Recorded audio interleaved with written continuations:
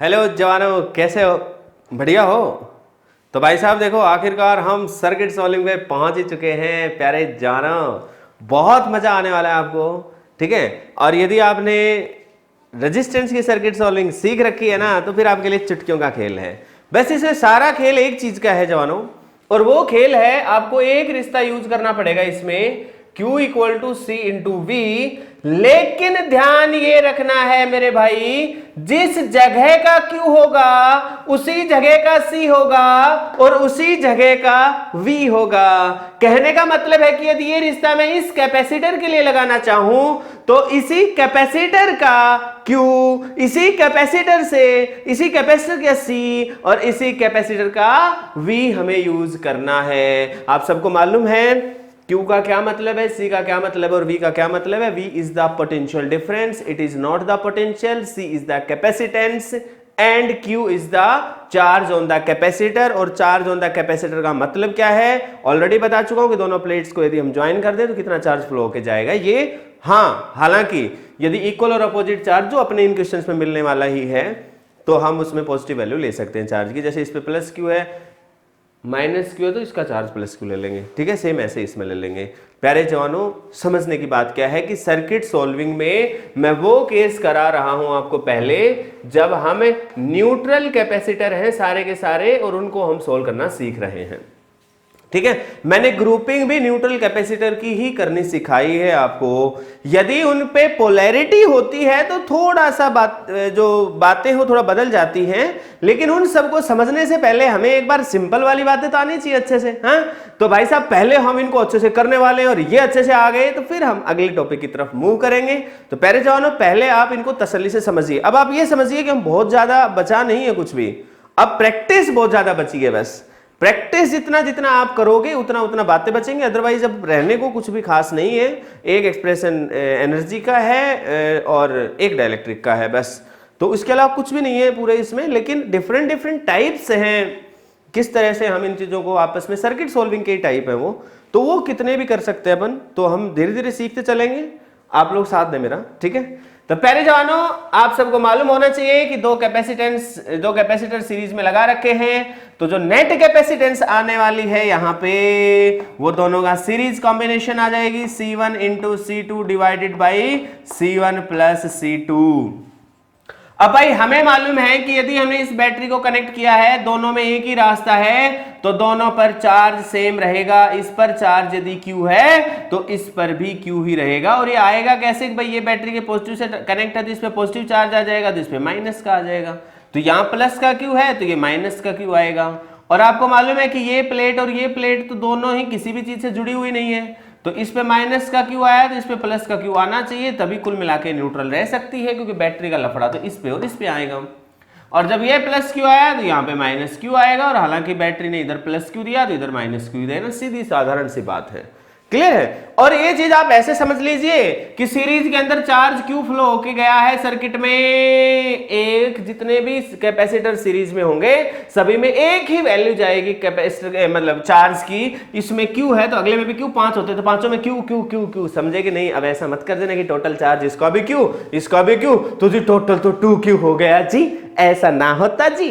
Series के अंदर वही वैल्यू जा रही है। इसका मतलब तो ये हो गया कि ये मोटर है, ये एक पाइप लगाया, ये एक दूसरा पाइप लगाया, ये एक तीसरा पाइप लगाया, मोटर से 10 लीटर पानी गया तो इस पाइप में 10 लीटर गया, इसमें भी 10 लीटर गया, तो इसमें तो टोटल 30 लीटर पानी गया क्या? अरे भाई, इसलिए जो पानी था वही तो आगे वाले पाइप में गया, वही तो उससे आगे वाले पाइप में गया। ऐसा कोई है?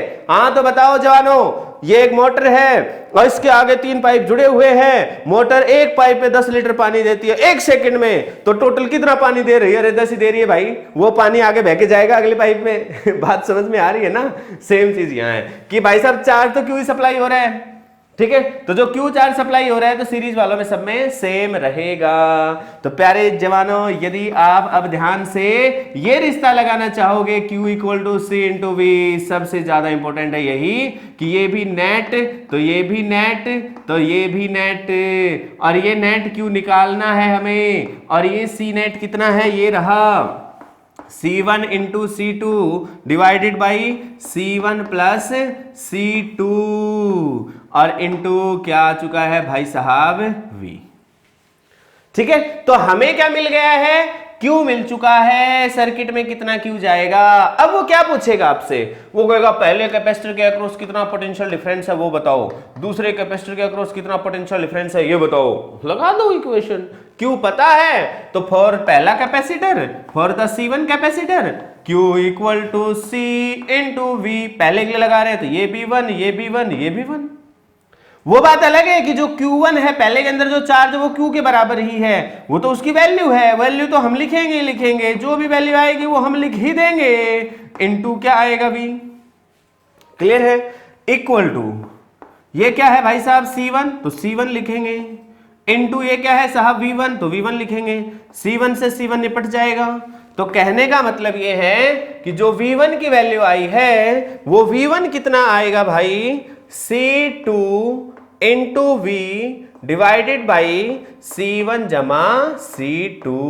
मजा आ गया रे, C2V divided by C1 plus C2। अब मजा किस बात में है मैं अभी बताता हूं आपको। हाँ, बड़ा इंटरेस्टिंग रिजल्ट है, मजा आ जाएगा आपको, मैं बता रहा हूं सुनते ही। हाँ, आप C2 के लिए एक बार लगा के देखो इसको, for C2 Q2 equal to C2V2, Q2 कितना है Q कितना है, ये रहा C1 C2 into V upon C1 plus C2, हाँ equal to C2 into V2, C2 से C2 निपट गया, इसका मतलब V2 की वैल्यू कितनी ही आ गई, C1V divided by C1 plus C2। प्यारे जवानों ये वैल्यू आ चुकी है V2, दिस इज 2। आप ज्यादा कुछ मत करो, आप 1 को 2 से भाग दे दो तो V1 divided by V2 this is equal to C2V divided by C1 plus C2, और ये क्या आएगा भाई C1V divided by C1 plus C2। ये तो निपट गए भाई, V से V निपट गया रे, V1 plus V2 equal to C2 upon C1। ये है बहुत बहुत बहुत बहुत इंटरेस्टिंग बात। मतलब क्या है साहब, मतलब क्या इंटरेस्टिंग है जी इसमें साहब इंटरेस्टिंग ये है कि इधर V1 है V2 है, इधर C2 है इधर C1 है, इसका मतलब है V is inversely proportional to C। मतलब ये कंक्लूजन क्या है इस घटनाक्रम का, सारे के सारे घटनाक्रम का कंक्लूजन ऑफ द स्टोरी ये है, in series the potential divides in the inverse ratio of capacitance। मतलब क्या बोला मैंने कि सीरीज के अंदर लिख लो, स्टार लगा लो 15-20 और लिखो इस बात को, in series potential across different capacitors will divide. Capacitors में बात कर रहा हूं, सीरीज में पोटेंशियल कैसे डिवाइड होगा, in the inverse ratio of their capacitance, in the inverse ratio of their capacitance। मतलब V1 रेशियो V2 जो आएगा वो C1 रेशियो C2 नहीं है, V1 ratio V2 C2 ratio C1 है। हालांकि मैं इस चीज को तो यहां से भी बता देता कि मैं इसके लिए लगाता Q equal to C into V, तो Q तो सेम है C1 इंटू V1। इसके लिए लगाता तो Q equal to C2 into V2, तो साहब Q तो कट जाता, तो अपने आप ही V1 अपॉन V2 निकल के आता C2 अपॉन C1। तो इतना आराम कहानी क्यों करी, क्योंकि हमें सर्किट सॉल्विंग भी तो सीखना था, कभी करना पड़ जाए डायरेक्ट तो करना भी तो था, कैलकुलेशन भी तो करके देखनी थी, तो ये मैंने कैलकुलेशन के पर्पज से कराया। नो डाउट कंक्लूजन बहुत इंपॉर्टेंट है, लेकिन कंक्लूजन को तो हम सिर्फ यहां से भी एक्सप्लेन कर सकते हैं कि दोनों सीरीज में हैं, वैसे भी Q equal to C into V होता है, अब दोनों सीरीज में होती है तो सेम हो गया, तो Q divided by C equal to V। मतलब for a given value of Q, जब Q की वैल्यू सेम हो जाए तो V is inversely proportional to C, और जब सीरीज में होते हैं तो Q सेम ही होता है। तो नो डाउट हमारा रिजल्ट इंपॉर्टेंट है, लेकिन सिर्फ रिजल्ट नहीं देखना, हमें मेथड भी तो देखना है, कि यदि हमें इसके अक्रॉस V1 निकालना पड़ गया तो कैसे निकालेंगे भाई। पहले नेट कैपेसिटेंस निकाला हमने, नेट कैपेसिटेंस निकालने के बाद नेट चार्ज निकाला, और फिर इसके लिए V निकालना था, तो कैसे निकाला भाई साहब V, Q equal to CV से। ऐसे दूसरे के लिए निकालना। फिर तो मैंने रेशियो लिया है, फिर तो ज्यादा समय नहीं लगा, 2 लाइन लगी हैं, वो तो मेरे को इसमें भी लगती 2 लाइन, ठीक है। तो मैंने तो आपको V1 और V2 की वैल्यू निकालने के लिए मोटिवेट किया। प्यारे जाना, समझ में आया? कंक्लूजन क्या है? सीरीज के अंदर पोटेंशियल डिफरेंस कैसे डिवाइड होगा in the direct ratio of capacitance. ये सोच रहे हो क्या? गलत सोच रहे हो भाई, ये गलत है। तो कैसे होगा? In the inverse ratio of their capacitance. उनकी कैपेसिटेंस का इनवर्स रेशियो है, मतलब इनकी कैपेसिटेंस का रेशियो है 1:2, तो वो कैसे डिवाइड होगा? 2:1। प्रूव कर रहा हूं वैल्यू लेके। धैर्य बनाओ, एक बार साफ कर लेता हूं, फिर वैल्यू से प्रूव करता हूं। अभी हमने क्या निकाला कंक्लूजन, कि जो पोटेंशियल डिफरेंस है वो इनवर्स रेशियो ऑफ कैपेसिटेंस में डिवाइड होता है किसी भी कैपेसिटर के अक्रॉस इन सीरीज कॉम्बिनेशन। तो भाई साहब इसी चीज को हम एक बार एक छोटे से मैथमेटिकल वैल्यू लेके इस चीज को हम देखने वाले हैं। देखो भाई, ये छोटी छोटी बातें ही हैं, सर्किट की छोटी बातें यदि आपको समझ में आ गई तो बेटे ध्यान रखना कि किसी तरह की कोई बड़ी बात आपको तंग नहीं कर पाएगी। तो प्यारे जवानों, लेटेस्ट से 10 वोल्ट की बैटरी है, ये 3 है माइक्रोफेराड, ये 6 माइक्रोफेराड है, ये C1 है, ये C2 है। तो इसके अक्रॉस वोल्टेज डिफरेंस V1 है, इसके अक्रॉस V2 है। तो अपने को एक तो टोटल चार्ज निकालना है और फिर V1 V2 की वैल्यू निकालनी है, वैल्यूज निकालनी है, वैल्यूज, रेशियो नहीं, वैल्यूज। फिर वैल्यू से रेशियो निकालना, हालांकि रेशियो डायरेक्ट भी निकाल सकते हैं, लेकिन हमें वैल्यू निकालनी है, ठीक है। तो वैल्यू निकालनी, पहले क्यू नेट निकालेंगे। तो क्यू नेट से पहले भी सी नेट निकाल लो। तो सी नेट आपको पता है दोनों का सीरीज कॉम्बिनेशन है, तो नेट सीरीज कितना आएगा? 3 और 6 का, 3 गुना 6 डिवाइडेड बाई 9, तो कुल मिला के 2 माइक्रोफेराड। अब आप Q equal to C into V लगाओगे, ये भी नेट होगा, ये भी नेट होगा और ये भी नेट होगा। तो नेट चार्ज कितना होगा भाई सर्किट पे? ये तो निकालना ही है। नेट कैपेसिटेंस कितना है भाई साहब? 2 माइक्रो है तो 10 की पावर -6, और टोटल V नेट कितना है भाई साहब? 10। तो कुल मिला के आंसर आ गया 20। चलो 2 गुना 10 की पावर -5 कूलम, ये क्यू नेट आ चुका है। अब भाई सीधी साधारण सी बात है, पहले वाले C1 आ गया, बस समझ में नहीं आया? आ गया, बहुत बढ़िया। तो C1 की बात करते हैं। तो C1 के लिए लगा दो again Q1 equal to C1 into V1। तो यहां से V1 की जो वैल्यू आएगी वो आएगी Q1 divided by C1। What is Q1? It is equal to the net charge. क्यों? क्योंकि टोटल Q नेट ही फ्लो करके जाएगा। तो भाई साहब 2 गुना 10 की पावर -5। चार्ज को ना आप पानी की तरह से लो, बैटरी को मोटर की तरह से लो। चार्ज या करंट कभी भी दिखे आप उसको पानी की तरह से लो। तो ये मोटर है, यहां से पानी निकला या चार्ज निकला, तो भाई ऐसे जाना है ना, जितना इसमें जाएगा उतना इसमें जाएगी। डिफरेंट डिफरेंट पाइप्स हैं, ओके। तो दोनों में सेम पाइप में पानी जाना है। तो भाई 2 गुना 10 की power -5 divided by C। What is C? That is 3। 3 into 10 raise to power -6। तो कुल मिला के आ गया 2/3 गुना में क्या बनेगा भाई साहब? अरे मियाँ 10 की पावर -20/3 वोल्ट, ठीक है। ऐसे ही V2 निकालो। तो V2 निकालोगे तो क्या लिखोगे? Q2 डिवाइडेड बाई C2, और Q2 भी उतना ही चार्ज जितना पहले था। तो 2 गुना 10 की पावर -5 और ये है 6 गुना 10 की पावर -6। तो ये आ जाएगा 1/3 और एक और 10/3 वोल्ट आपके सामने ही है भाई। अच्छा, दोनों को जोड़ लो, चाहे आप 20/3 और 10/3, 30/3 मतलब 10 वोल्ट, इनिशियल 10 ही था। तो दोनों को सीरीज में टोटल वोल्टेज जब भी जोड़ोगे तो टोटल के बराबर, मतलब सबकी इंडिविजुअल वोल्टेज जोड़ोगे तो टोटल के बराबर आ जाएगी। इनका रेशियो लेके देख लो आप, V1 अपॉन V2 कर लो। तो V1 divided by V2, V1 की वैल्यू कितनी आई है? 20/3 और V2 की वैल्यू कितनी आई है? 10/3। ये कट गए, आंसर आ गया 2। और आप इनवर्स रेशियो में करते तो भी 2 ही आना था। अब मैं यहां पे आपको डायरेक्ट कैलकुलेशन करना सिखाता हूं कि बिना इसको सोल्व करे भी आप डायरेक्ट कैसे रेशियो में डिवाइड कर सकते हो। तो मैं अब आपको सिखाने वाला हूं डायरेक्ट। 20/3 और 10/3 आंसर आया था, वो हम वेरीफाई कर लेंगे, ठीक है। तो मैंने आपको क्या बताया था कि एक तो डायरेक्ट कैसे कर सकते थे, सिर्फ रेशियो निकालना होता, सिर्फ रेशियो निकालना होता तो आप क्या लिख सकते थे?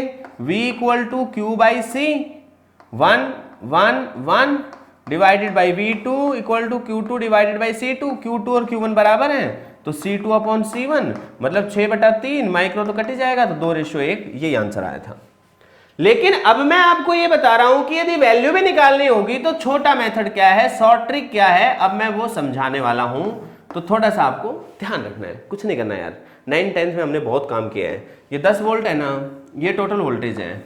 इसकी वोल्टेज V1 है, इसकी वोल्टेज V2 है, और हमें पता है भाई साहब कि voltage inverse ratio of capacitance में डिवाइड होती है, तो इसको उल्टा करके लिख दो 1/3। इनवर्स का मतलब उल्टा 1/6, समझे? अब तो कुछ नहीं बचा, 6 से मल्टीप्लाई कर दो दोनों तरफ। अच्छा 6 से क्यों मल्टीप्लाई किया है? ये फ्रैक्शन था, इसको खत्म करने के लिए इनके एलसीएम से मल्टीप्लाई कर दिया, तो ये आ गया 2:1। तो V1/V2 इज 2:1, ये कर रखा था हमने, लेकिन अब वैल्यू भी निकल जाएगी। देखो यहाँ से डायरेक्ट वैल्यू निकलेगी, ऐसे खटाक से। वैल्यू कैसे निकलेगी साहब? ये V1 निकालना है ना, V1, तो पता है क्या करना है आपको? जिसके टुकड़े करने हैं वो 10, इसके टुकड़े करने हैं। कितना टुकड़ा निकालना है? 2, तो लिखो 2 डिवाइडेड बाई इन दोनों का सम, तो 2 और 1 3। ऐसा मत समझ लेना 1 2 3 वो तो कोइंसिडेंस है, ठीक है। आंसर 20/3, पहले 20/3 ही आया था, याद होगा आपको। अब V2 निकालोगे, तो जिसका टुकड़ा करना है वो गुणा जिसकी वैल्यू रेशियो वाला जो है वो डिवाइडेड बाई दोनों रेशियो का सम, 2 और 1 3, 10/3। तो आंसर यही है, दोनों आंसर आ चुके हैं प्यारे जानो। तो ये बात अच्छे से आप समझ लो कि पोटेंशियल डिफरेंस निकालना पड़े सीरीज में तो कैसे सॉल्व करना है, ठीक है। तो ये बात यदि अच्छे से समझ में आ गई तो अब मैं आपको सीरीज के अलावा पैरेलल में, देखो सीरीज में चार्ज सेम था, पैरेलल में पोटेंशियल डिफरेंस सेम रहेगा, तो वहां हम चार्ज कैलकुलेट करना सीखेंगे, ठीक है। तो मैं एक बार इसको साफ करता हूं, चार्ज का सर्किट आपके लिए ड्रॉ करता हूं। ओके जवानों, 2 कैपेसिटर अपने पास हैं, एक C1 है एक C2 है, ये वैल्यूज दे रखी दोनों कैपेसिटेंस की, ये V वोल्ट की बैटरी के साथ कनेक्ट कर दिए। किस में है ये? पैरेलल में है, सीरीज में? पैरेलल में है भाई। कैसे? ये A ये B, तो ये A और B के बीच में जुड़ रहे हैं भाई, ठीक है। देखो भाई फिजिक्स पढ़ो ना तो चेहरे पे रौनक होनी चाहिए, चमक होनी चाहिए। कोई क्वेश्चन नहीं आ रहा, कोई बात नहीं यार, बताओ तो सही, हाँ मैं किस लिए हूँ फिर, हाँ ठीक है, बताओ, आपको डेफिनेटली आएगा। चेहरे पे स्माइल होगी समझते समय तो 101% समझ में आएगा। करके देख लो, आजमा के देख लो, एक दिन आजमाओ। यदि आपको लगे कि ना गड़बड़ मेथड है तो अगले दिन फॉलो मत करो, डिसलाइक करके चले जाओ। और इससे ज्यादा क्या बताऊं यार, है ना। सब्सक्राइब कर रखा है तो अनसब्सक्राइब कर देना, और तो इससे ज्यादा मैं क्या कहूँ। अब भाई देखो प्यारे जवानों, पैरेलल सर्किट हमारे पास है, ये लगा हुआ है सेल, और हमें निकालना है कि ऊपर वाले में चार्ज कितना आएगा Q1 और इसमें चार्ज कितना आएगा Q2। अच्छा मुझे एक बात बताओ यार, ऊपर वाले में पोटेंशियल डिफरेंस कितना? V क्यों है? क्यों है V? कारण, अरे कारण तो बोलो, है क्या? नाम सेम है, हाँ वेल डन, AB, वाह। देखो तुम मन से बोलते हो ना, सुन ही जाता है मेरे को, हाँ। तो प्यारे जानो यहाँ भी सेम है, इस वजह से क्या आएगा, पैरेलल हो चुके हैं। देखो ए बी के बीच में V वोल्ट था, तो यहाँ भी V आएगा, यहाँ भी V आएगा, मैंने बता दिया भाई, ठीक है। अब तो मौज हो गई भाई, क्या मौज हो गई है, ध्यान से देखो प्यारे जवानों। यदि हम गौर से देखें पहले वाले सर्किट के लिए, तो भाई साहब फॉर दिस लाइन हम लोग क्या लिखेंगे? पहले वाले सर्किट के लिए हम लिखेंगे Q = C × V, लेकिन ये भी 1, यही तो निकालना था। तो इसका मतलब Q1 = ये C1 कितना है? C1 ही है, और V1 कितना है? V। तो Q1 की वैल्यू आ चुकी है C1 × V। हाँ ऐसे ही Q2 की वैल्यू इसके लिए निकालना चाहेंगे तो C2 के लिए लगाओ इक्वेशन, Q2 = C2 × V2। इसका मतलब Q2 कितना आएगा? C2 × V। प्यारे जवानों देखो, आपको होगा जी पिछले में थोड़ा लंबा चौड़ा गया था, इसमें इतना छोटा कैसे? पिछले वाले में हमें जरूरत पड़ी थी Q निकाल के फिर V1 V2 निकालना पड़ा था, इसमें हमें V निकालना ही नहीं पड़ा क्योंकि दोनों में ऑलरेडी V दे रखा है, खत्म, इसलिए छोटा हो गया। अब इनका रेशियो निकालना चाहोगे आप Q1 Q2 का, निकाल लो यार। Q1/Q2, C1V C2V, V से भी निपट गया। इसका मतलब भाई मौज हो गई रे, यहाँ तो देखो रे Q1/Q2 = C1/C2। मतलब ये हुआ कि साहब पैरेलल के अंदर चार्ज विल डिवाइड होगा, charge will divide in the कौन सा रेशियो है? Direct ratio of their capacitance के डायरेक्ट रेशियो में डिवाइड होगा। मतलब ये जिसकी कैपेसिटेंस ज्यादा उसमें चार्ज भी जाएगा ज्यादा, जिसकी कैपेसिटेंस होगी कम उस चार्ज भी जाएगा कम, यदि V दोनों के अक्रॉस सेम है तो। पैरेलल है तो यही बात हो गई कि v दोनों के अक्रॉस सेम है, तो हम ऑलरेडी लिख रहे हैं कि v मतलब पैरेलल में है, मतलब v सेम है, तो charge will divide in the direct ratio. याद करो v कैसे डिवाइड हुआ था, इनवर्स रेशियो ऑफ कैपेसिटेंस में, और चार्ज कैसे डिवाइड होगा, डायरेक्ट रेशियो ऑफ कैपेसिटेंस। समझ आया नहीं आया, आ गया? तो मैं वैल्यू लेके समझाता हूँ एक बार। सब देखो क्वेश्चन क्या है, बड़ा प्यारा सा क्वेश्चन लेते हैं हम, छोटे छोटे क्वेश्चन लेके चलेंगे, कोई लंबा चौड़ा क्वेश्चन नहीं है। ये ले लेते हैं 3 माइक्रो फराड, फराड नहीं फैराड, यार तुम कुछ भी बोलते हो, हाँ बढ़िया बात नहीं है।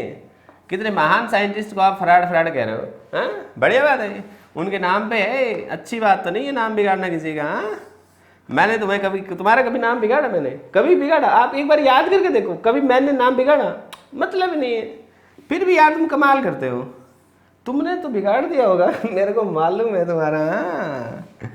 चलो कोई नहीं, लेन कुछ फर्क ना पड़ता भाई, देखते जाओ देखते जाओ। ये माइनस है प्लस है, जवान हो ध्यान से देखेंगे हम लोग। मान लो ये 18 वोल्ट की बैटरी है, अरे मानना ही तो है, क्या टेंशन ले रहे हो? बाय द वे कैलकुलेट क्या करना है? चार्ज। अरे वाह ध्यान भी रख रहे हो तुम तो, बहुत बढ़िया। तो जानो शुरू हो जाओ बस। इसमें क्यों निकालना है भाई, तो आपको मालूम ही है Q equal to C into V, this is C, 3 गुणा 10 की पावर -6 एंड दिस इज V। अब आप कहोगे जी ये ही V क्यों है वहां पे, क्यों है V? क्योंकि इसके अक्रॉस जितना वोल्टेज ड्रॉप होगा उतना इसमें होगा, उतना इसमें होगा। क्लियर है? तो 18 लिख लो, चार्ज इसकी वैल्यूज पुट करोगे तो कूलम में आंसर आ जाएगा, खत्म। ऐसे Q2 निकालोगे तो C into V, what is C? 6 गुणा 10 की पावर -6, 6 गुणा 10 की पावर -6 गुणा में 18 आ गया, खत्म हो गया, आंसर आ गया। अच्छा इनका रेशियो निकालना चाहते हो तो कर लो, 18 तो कट ही जाएगा, 10 की पावर -6 भी कट जाएगा, तो 1:2 आएगा, और वही इनकी कैपेसिटेंस का रेशियो 1:2। ठीक है, अब एक छोटी सी ट्रिक देखो। अब आप कहोगे जी एक लाइन का तो आंसर आ गया, इसमें भी ट्रिक बता रहे हो, कभी कभी काम आ जाती है। क्या है ट्रिक? कि मैंने बताया है कि जो टोटल चार्ज है ना, टोटल चार्ज, कभी कभी क्या होगा कि ये V नहीं देगा अपने को, मान लो टोटल चार्ज दे देता Q। क्लियर है? तो पहले एक बार टोटल चार्ज निकाल लेते हैं। टोटल चार्ज निकालने के लिए वही रिश्ता यूज कर लो, Q net equal to C net और V नेट। तो C नेट कितना आएगा, दोनों पैरेलल में है तो 3 और 6 का 9, तो 9 गुणा 10 की पावर -6, और V नेट कितना है भाई साहब 18, तो जो भी है लिख दो इतना कूलम। ठीक है, अब इसके 2 टुकड़े करने, चार्ज टोटल चार्ज के 2 टुकड़े करने, टोटल चार्ज Q नेट के 2 टुकड़े करने साहब, एक टुकड़ा Q1 है, दूसरा टुकड़ा Q2 है। कैसे करें जी?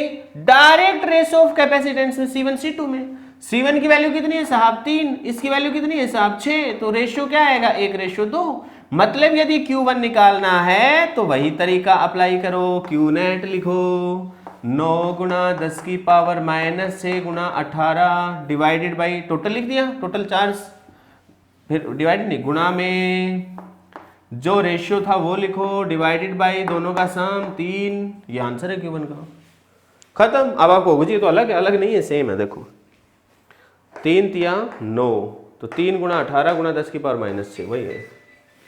ऐसे Q2 निकालना होता तो टोटल लिखो 9 इंटू 10⁻⁻6 इंटू 18 गुणा में जो रेशियो वो लिखो, डिवाइडेड बाई दोनों का सम लिखो, लिख दिया क्या?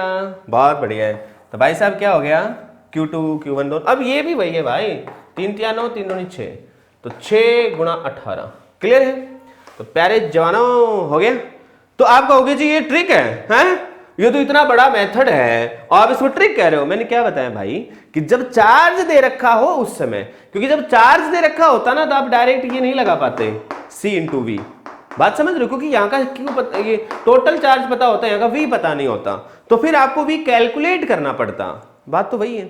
तो V कैलकुलेट कैसे करते फिर आपको मालूम है कि इसके अक्रॉस जो भी ये Q आता तो एक हिस्सा Q1 जाता है, Q2 जाता, फिर Q1 को इस Q1 प्लस Q2 की वैल्यू Q के बराबर रखते, उसको सोल्व करने के बाद V आ जाता अपने पास। थोड़ा सा लेंदी था, यहाँ पर आसान हो गया। हाँ, इस वजह से मैंने कहा शॉर्टकट है, तो जानो जोश के साथ पढ़ाई करो, है ना। और वो भी फिजिक्स, देखो जितने न्यूमेरिकल निकालोगे उतना मजा आएगा। और जिस तरीके से आप मुस्कुरा के पढ़ते हो ना, 10% तो वैसे ग्रोथ हो जाती है। मेरी बात समझ रहे हो ना, कि आप ये समझ लो कि जब क्वेश्चन के सामने तो मुस्कुराते हो ना, तो आधा क्वेश्चन तो समझ लो सोल्व हो गया। क्वेश्चन भी खुश हो जाता है कि वाह आज तो किसी महान आदमी के हाथों से सोल्व होना है, राजी हो जाता है वो, है ना। तो जानो ऐसे ही हंसते मुस्कुराते रहो, फिजिक्स पढ़ते रहो, मजा आएगा। तो आज के लिए इतना ही, कल आपसे फिर मुलाकात होगी अगली वीडियो में, फिर सर्किट एनालिसिस को थोड़ा सा आगे बढ़ाएंगे हम। देखो ये पार्ट छोटा नहीं है, ये कितना बड़ा भी हम कर सकते हैं, तो जितनी जरूरत होगी उससे मैं कुछ एक्स्ट्रा कराऊंगा, घबराओ मत, but it will take some time. Okay, daily daily daily daily कुछ ना कुछ जरूर सीखते चलोगे। तो प्यारे जवानों आज के लिए इतना ही, कल फिर मिलेंगे। Goodbye and take care.